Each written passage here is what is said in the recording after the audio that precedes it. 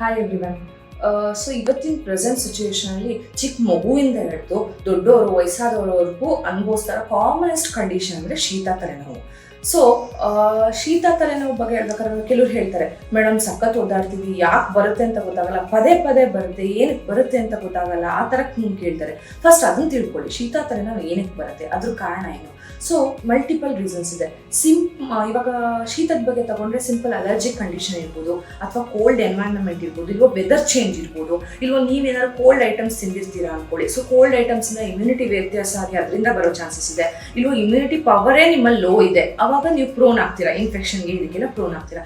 ಅದೇ ತಲೆನೋವು ಲೆಕ್ಕ ತಗೊಂಡ್ರೆ ವೇರಿಯಸ್ ಕಂಡೀಷನ್ಸ್ ಇದೆ. ಸಿಂಪಲ್ ಸೈನಸೈಟಿಸ್ ಇಂದನೂ ಹೆಡೇಕ್ ಬರುತ್ತೆ, ಮೈಗ್ರೇನ್ ಇಂದ ಹೆಡೇಕ್ ಬರುತ್ತೆ, ಸ್ಟ್ರೆಸ್ ಹೆಡೇಕ್ ಬರುತ್ತೆ, ಟೆನ್ಷನ್ ಜಾಸ್ತಿ ಮಾಡ್ಕೊಂಡು ಹೆಡೇಕ್ ಬರುತ್ತೆ, ನೆಕ್ಸ್ಟ್ ಸಿಂಪಲ್ ಗ್ಯಾಸ್ಟ್ರೈಟಿಸ್ ಕೂಡ ಹೆಡೇಕ್ ಬರುತ್ತೆ. ಸೊ ನೀವು first root cause ಕಂಡುಹಿಡ್ಕೋಬೇಕು.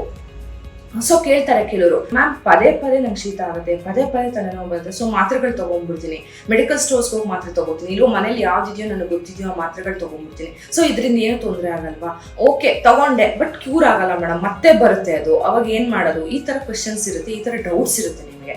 So first ತಿಳ್ಕೊಳ್ಳಿ, ನೀವು ಯಾವುದೇ ಕಾರಣಕ್ಕಾದ್ರೂ ನೀವು ಮಾತ್ರೆಗಳು ತಗೊಂಡ್ರೆ, ಇವಾಗ ಒಂದು ಲಿಮಿಟೆಡ್ ಯಾವುದೇ ಮಾತ್ರೆಗಳಾದ್ರೂ ಅಷ್ಟೇ ಹೇಳ್ತಾರೆ ನೋಡಿ, ಅಮೃತನೂ ಜಾಸ್ತಿ ತಗೊಂಡ್ರೆ ವಿಷ ಆಗುತ್ತೆ ಅಂತ. ಸೊ ಅದೇ ತರ ಪ್ರತಿಯೊಂದು ಮಾತ್ರೆಗಳಿಗೂ ಅದರದೇ ಆದ ಸೈಡ್ ಎಫೆಕ್ಟ್ಸ್ ಇರುತ್ತೆ. ಸೊ ನೀವು ಲಿಮಿಟೆಡ್ ಡೋಸಲ್ಲಿ ಲಿಮಿಟೆಡ್ ತರ ತಗೊಂಡ್ರೆ ಅದು ನಿಮಗೆ ಓಕೆ ಬೆನಿಫಿಷಿಯಲ್ ಎಫೆಕ್ಟ್ ಕೊಡ್ಬೋದು, ಬಟ್ ಲಾಂಗ್ ಲಾಸ್ಟಿಂಗ್ ತಗೊಳ್ಳೋದು, ಪದೇ ಪದೇ ತಗೊಳ್ಳೋದು ವೇರಿಯಸ್ ಪ್ರಾಬ್ಲಮ್ಸ್, ಕಿಡ್ನಿ ಫೇಲ್ಯೂರ್ ಆಗ್ಬೋದು, ಲಿವರ್ ಪ್ರಾಬ್ಲಮ್ ಕೊಡ್ಬೋದು, ಅಥವಾ ನಿಮ್ಗೆ ಅದರಿಂದ ಒಂದು ಮೆಡಿಸಿನ್ ಇಂದನೇ ಕಾಯಿಲೆ ಹುಟ್ಟೋದಿರುತ್ತೆ. ಇವಾಗ ಡಯಾಬಿಟಿಸು ಅಷ್ಟೇ, ಮೆಡಿಕೇಶನ್ಸ್ ಅಥವಾ ಮೆಡಿಸಿನ್ಸ್ ಇಂಡ್ಯೂಸ್ ಡಯಾಬಿಟಿಸ್ ಬರುತ್ತೆ. ಸೊ ನಿಮಗೆ ಕೆಲವು ಮೆಡಿಸಿನ್ಸ್ ಜಾಸ್ತಿ ತಗೊಂಡ್ರೆ ಅದರಿಂದ ಕೂಡ ಡಯಾಬಿಟಿಸ್ ಬರೋ ಚಾನ್ಸಸ್ ಇರುತ್ತೆ. ಸೊ ನಾನು ಹೇಳೋದೇನು ಅಂತಂದ್ರೆ, ಆಯುರ್ವೇದದಲ್ಲಿ ನಾನು ಆಲ್ರೆಡಿ ಹೇಳಿದ್ದೀನಿ, ಹಲವಾರು ವಿಡಿಯೋಸಲ್ಲಿ, ಹಳೆ ವಿಡಿಯೋಸಲ್ಲೆಲ್ಲ ನಾನು ಹೇಳಿದ್ದೀನಿ, ನಮ್ಮ ಆಯುರ್ವೇದದಲ್ಲಿ ನಾವು ಏನು ಇಂಪಾರ್ಟೆನ್ಸ್ ಕೊಡ್ತೀವಿ ಅಂದರೆ ರೂಟ್ ಕಾಸ್ನ, ಮೂಲ ಏನು, ಏನರಿಂದ ಬರ್ತದೆ ಇದು, ಅದನ್ನ ತಿಳ್ಕೊಂಬಿಟ್ಟು ಅದನ್ನ ಐಡೆಂಟಿಫೈ ಮಾಡಿಬಿಟ್ಟು ಅದಕ್ಕೆ ಟ್ರೀಟ್ಮೆಂಟ್ ಕೊಟ್ಬಿಟ್ಟು ಕ್ಯೂರ್ ಮಾಡೋದಕ್ಕೆ ನಾವು ಇಂಪಾರ್ಟೆನ್ಸ್ ಕೊಡ್ತೀವಿ. ಸೊ ಇದು ಅಷ್ಟೇ, ಶೀತ ಆಗಿರ್ಬೋದು, ತಲೆನೋವು ಆಗಿರ್ಬೋದು, ಫಸ್ಟ್ ಅದನ್ನ ಐಡೆಂಟಿಫೈ ಮಾಡಬೇಕು, ಏನು ಕಾರಣದಿಂದ ಬರ್ತದೆ. ಐದರ್ ನಿಮ್ಗೆ ಸಿಂಪಲ್ ಅಲರ್ಜಿಯಿಂದ ಬರ್ತದೆ, ಡಸ್ಟ್ ಅಲರ್ಜಿ, ಅಥವಾ ಈ ಥರ ಏನು ಪೋಲನ್ ಗ್ರೇನ್ಸ್ ಅಲರ್ಜಿ, ಈ ಥರ ಅಲರ್ಜಿಯಿಂದ ಬರ್ತದ್ಯಾ, ಇಲ್ವೋ ಗ್ಯಾಸ್ಟ್ರೈಟಿಸ್ ಇಂದ ಬರ್ತದ್ಯಾ ತಲೆನೋವು ಬರೋದು, ಇಲ್ವೋ ಮೈಗ್ರೇನ್ ಹೆಡೇಕಾ, ಸೈನಸೈಟಿಸ್ ಹೆಡೇಕಾ, ಯಾವುದಕ್ಕೆ ಯಾವ ಕಾರಣದಿಂದ ಬರ್ತಾ ಇದೆ ಅಂತ ತಿಳ್ಕೊಂಡ್ಬಿಟ್ಟು ಅದಕ್ಕೆ ಮೆಡಿಸಿನ್ಸ್ ಕೊಟ್ಬಿಟ್ಟು ಅದನ್ನ ರೂಟ್ ಕಾಸ್ನ ಎಲಿಮಿನೇಟ್ ಮಾಡಿದ್ರೆ ನೀವು ತಲೆನೋವಿಂದ ಮತ್ತು ಶೀತದಿಂದ ಪದೇ ಪದೇ ಸಫರ್ ಆಗೋದು ಪ್ರಿವೆಂಟ್ ಆಗುತ್ತೆ. ಇವಾಗ ನಾನು ಬೇರೆ ಬೇರೆ ರೀಸನ್ಸ್ ಹೇಳಿದೆ, ಕಾಸಸ್ ಹೇಳಿದೆ, ಏನರಿಂದ ಬರ್ಬೋದು ಅಂತ. One of the main cause ಅದಕ್ಕೆ ಅಂದರೆ ಇಮ್ಯುನಿಟಿ ಪವರ್ ಲೋ ಇರೋದು. ಸೊ ಇಮ್ಯುನಿಟಿ ಪವರ್ ಯಾಕೆ ಲೋ ಆಗುತ್ತೆ ಅಂತಂದರೆ ಮೇಯ್ನಾಗಿ ಸರಿಯಾಗಿರೋ ಲೈಫ್ ಸ್ಟೈಲ್ ಲೀಡ್ ಮಾಡ್ತಾ ಇರುವಾಗ. ಸೊ ಕರೆಕ್ಟಾಗಿ ಊಟ ತಿಂಡಿ ಮಾಡಲ್ಲ, ನ್ಯೂಟ್ರಿಷನಲ್ ಫುಡ್ ತಗೊಳ್ಳಲ್ಲ, ಜಂಕ್ ಫುಡ್ ಜಾಸ್ತಿ ತಗೋತೀವಿ. ಸೊ ಬೆಳಗಿಂದ ರಾತ್ರಿವರೆಗೂ ಸ್ಟ್ರೆಸ್ಫುಲ್ ಕಂಡೀಷನ್, ಸ್ಟ್ರೆಸ್ಸಲ್ಲೇ ಲೈಫ್ನ ಲೀಡ್ ಮಾಡ್ತಾ ಇದ್ದೀವಿ. ಅದ್ರ ಜೊತೆ ಟ್ರಾವೆಲಿಂಗ್ ಜಾಸ್ತಿ ಇದೆ. ಬ್ಯಾಂಗ್ಳೂರಲ್ಲಿ, ಎಸ್ಪೆಷಲಿ ಬ್ಯಾಂಗ್ಳೂರಲ್ಲಿ ನೀವು ಪೊಲ್ಯೂಷನಿಗೆ ಎಕ್ಸ್ಪೋಸ್ ಆಗ್ತೀರಾ.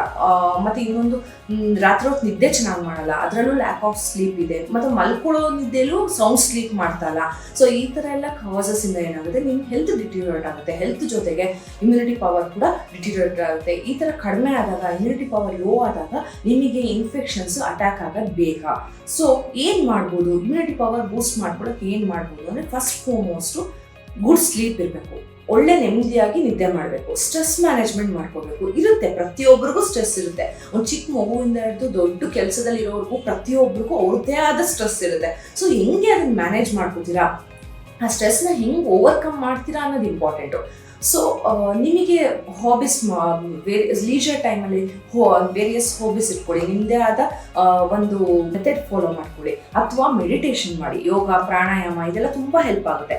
ಇಲ್ಲ ಅದೆಲ್ಲ ಮಾಡೋಕ್ಕಾಗಲ್ಲ ಮೇಡಮ್, ನಾನು ತುಂಬ ಬ್ಯುಸಿ ಅಂತಂದರೆ at least meditation for 5 minutes meditation ಮಾಡೋಕ್ಕಾಗಲ್ಲ, ನಿಮ್ಗೆ ಇಷ್ಟಪಡೋ ಸಾಂಗ್ಸ್ ಕೇಳಿ. ಸೊ ಇದೆಲ್ಲದರಿಂದ ಸ್ಟ್ರೆಸ್ ಮ್ಯಾನೇಜ್ಮೆಂಟ್ ಮಾಡ್ಬೋದು. ಅದ್ರ ಜೊತೆಗೆ ಒಳ್ಳೆ ಫುಡ್ ತಗೋಬೇಕು. ಜಂಕ್ ಫುಡ್ ತಗೋಬೇಡಿ ಅನ್ನಲ್ಲ, once in a while, once in a month R once in 2 months ಈ ಥರ ಡ್ಯೂರೇಷನಲ್ಲಿ ತಗೊಳ್ಳಿ, ಆದಷ್ಟು ಅವಾಯ್ಡ್ ಮಾಡಿ. ಹೆಲ್ತಿ ಫುಡ್ ತಿನ್ನಿ, ಜೊತೆಗೆ ಫ್ರೂಟ್ಸ್ ಜಾಸ್ತಿ ಇನ್ಕಾರ್ಪೊರೇಟ್ ಮಾಡ್ಕೊಳ್ಳಿ, ನಿಮ್ಮ ಫುಡ್ಡಲ್ಲಿ ಜಾಸ್ತಿ ತಗೊಳ್ಳಿ ಫ್ರೂಟ್ಸ್ನ, ಇದನ್ನೆಲ್ಲ. ಅದ್ರ ಜೊತೆಗೆ ಮನೇಲಿ ಮಾಡೋ ಆಹಾರ, ಏನೇ ಆದರೂ ಹೆಲ್ತಿ ಫುಡ್ನ ಮನೇಲಿ ಪ್ರಿಪೇರ್ ಮಾಡ್ಕೊಂಡು ಮನೇಲಿ ತಿನ್ನಿ. ನಮ್ಮ Indian, south Indian foods almost all ಎಲ್ಲವೂ ಕೂಡ ಹೆಲ್ತಿ ಫುಡ್ಸೇ. ಮನೇಲಿ ಮಾಡೋದು ಏನೇ ಇಡ್ಲಿ ಇರ್ಬೋದು, ಚಪಾತಿ ಇರ್ಬೋದು, ಪ್ರತಿಯೊಂದು ಹೆಲ್ತಿ ಫುಡ್. ಅದನ್ನು ಕರೆಕ್ಟಾಗಿ ತಿನ್ಕೊಂಡ್ರೆ ಸಾಕು, ನಿಮ್ಗೆ ಹೆಲ್ತ್ ಮೇಂಟೈನ್ ಆಗುತ್ತೆ. ಪ್ರತಿಯೊಂದು ಐಟಮು ನಮ್ಮ ಸೌತ್ ಇಂಡಿಯನ್ ಮೀಲಲ್ಲಿ ಕೂಡ ಪ್ರತಿಯೊಂದು ಪ್ರೋಟೀನ್ ಇರ್ಬೋದು, ಕಾರ್ಬೋಹೈಡ್ರೇಟ್ಸ್ ಇರ್ಬೋದು, ಮಿನರಲ್ಸ್ ಇರ್ಬೋದು, ಪ್ರತಿಯೊಂದು ಕೂಡ ಕರೆಕ್ಟ್ ಕ್ವಾಂಟಿಟಿಲಿ ಆ್ಯಡ್ ಆಗಿದೆ. ಸೊ ಅದನ್ನು ನೀವು ಪ್ರಾಪರಾಗಿ ಫಾಲೋ ಮಾಡ್ಕೊಂಡು ಅಂದ್ರೆ ಡಯಟ್ನ ಅದಕ್ಕೋಸ್ಕರ ನೀವು ಸ್ಪೆಷಲ್ ಆಗಿ ಸಲಾಡ್ಸ್ ತಿನ್ಬೇಕು, ಅದು ತಿನ್ಬೇಕು, ಇದು ತಿನ್ಬೇಕು ಅಂತೆಲ್ಲ. ನಮ್ಮ south Indian meals, south Indian food ಕರೆಕ್ಟಾಗಿ ಫಾಲೋ ಮಾಡ್ಕೊಂಡು ಹೋದ್ರೆ ಅಷ್ಟೇ ಸಾಕು. ಜೊತೆಗೆ ಕೆಲವು ಆಯುರ್ವೇದಿಕ್ ರೆಮಿಡೀಸ್, ಕೆಲವರು ಕೇಳ್ತಾರೆ ಮೇಡಮ್ ಆಯುರ್ವೇದಿಕ್ ಮೆಡಿಸಿನ್ಸ್ ಯಾವ್ದಾರು ಇದೆಯಾ, ರೆಮಿಡೀಸ್ ಯಾವ್ದಾರು ಇದೆಯಾ ಅಂತ. ಕೆಲವು ಹರ್ಬ್ಸ್ ಬರುತ್ತೆ. ಇವಾಗ ಫಾರ್ ಎಕ್ಸಾಂಪಲ್ ಗುಡುಚಿ ಸಖತ್ ಫೇಮಸ್ ಆಗಿತ್ತು. ಗುಡುಚಿ ಈ ಕೊರೋನಾ ಟೈಮಲ್ಲಿ ಇದರಲ್ಲೆಲ್ಲ ಸಖತ್ ಫೇಮಸ್ ಆಗಿತ್ತು. ಗುಡುಚಿ, ಅಶ್ವಗಂಧ, ಇದೆಲ್ಲ ಏನು ಅಂತಂದ್ರೆ ಇಮ್ಯುನಿಟಿ ಪವರ್ನ ಬೂಸ್ಟ್ ಮಾಡಕ್ಕೆ ಹೆಲ್ಪ್ ಮಾಡುತ್ತೆ. ಸೊ ಫಸ್ಟ್ ಫಾರ್ಮೋಸ್ಟ್ ಲೈಫ್ ಸ್ಟೈಲ್ನ ಚೇಂಜ್ ಮಾಡ್ಕೊಳ್ಳಿ. ಹೇಳ್ದೆ ಅಂದ್ಬಿಟ್ಟು ಮೆಡಿಸಿನ್ಸೇ ತಗೋಬೇಕು ಅಂತ ಅಲ್ಲ, ಫಸ್ಟ್ ಲೈಫ್ ಸ್ಟೈಲ್ನ ಚೇಂಜ್ ಮಾಡ್ಕೊಂಡು ಆದಷ್ಟು ನ್ಯಾಚುರಲಿ ನಿಮ್ಮ ಇಮ್ಯುನಿಟಿನ ಬೂಸ್ಟ್ ಅಪ್ ಮಾಡಬೇಕು. ಇದು ನ್ಯಾಚುರಲಿ ಬೂಸ್ಟ್ ಅಪ್ ಮಾಡುತ್ತೆ. ಬಟ್ ಎಕ್ಸ್ಟರ್ನಲ್ ಒಂದು ಸೋರ್ಸ್ ಮೇಲೆ ಡಿಪೆಂಡ್ ಆಗೋದಕ್ಕಿಂತ ನ್ಯಾಚುರಲ್ ಆಗಿ ಫುಡ್ ತಿಂದು ನಿಮ್ಮ ಲೈಫ್ ಸ್ಟೈಲ್ನ ಚೇಂಜ್ ಮಾಡಿಕೊಂಡು ನಿಮ್ಮ ಹೆಲ್ತ್ನ ಮೇಂಟೈನ್ ಮಾಡ್ಕೊಳ್ಳೋದು ಮತ್ತು ಇದನ್ನು ಇಮ್ಯುನಿಟಿ ಬೂಸ್ಟ್ ಮಾಡ್ಕೊಳ್ಳೋದು ಇಸ್ ವೆರಿ ಇಂಪಾರ್ಟೆಂಟ್. ಶೀತ ತಲೆನೋವು ಬಂದಿದೆ, ಮಾತ್ರೆ ತಗೊಳ್ಬೇಡಿ ಅಂತ ಹೇಳ್ತಾ ಇದ್ದಾರೆ, ಏನು ಮಾಡ್ಬೋದು? ಸೊ ಕೆಲವುದು ಹೋಮ್ ರೆಮಿಡೀಸ್ ಇದೆ, ಕೆಲವುದು ಮನೇಲೆ ಮಾಡ್ಕೊಳ್ಳುವಂಥದ್ದಿದೆ, ಅಂಥದ್ದನ್ನು ಮಾಡ್ಕೋಬಹುದು. ಸೊ ಮೇನ್ ಆಗಿ ನಾನು ಹೇಳೋದು ರೂಟ್ ಕಾಸ್ ಏನು ಅಂತ ತಿಳ್ಕೊಂಬಿಟ್ಟೆ ಮಾಡಿ ಅಂತ.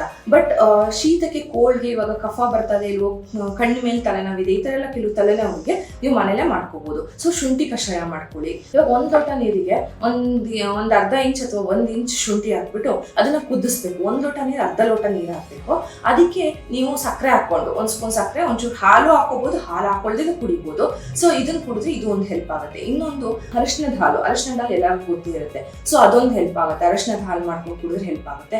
ಇನ್ನೊಂದು ಅರಿಶಿನ ಮತ್ತೆ ಬೆಳ್ಳುಳ್ಳಿ ಹಾಕಿ ಕಷಾಯ ಮಾಡ್ಕೋಬಹುದು.